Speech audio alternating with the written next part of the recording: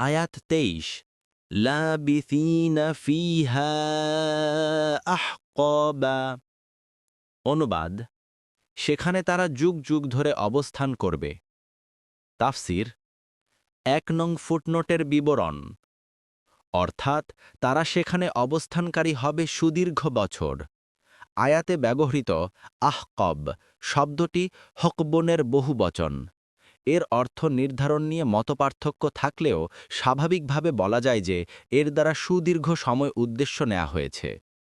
তাই উপরে এর অনুবাদ করা হয়েছে যুগ যুগ ধরে। এর মানে হচ্ছে একের পর এক আগমনকারী দীর্ঘ সময় তারা সেখানে অবস্থান করবে।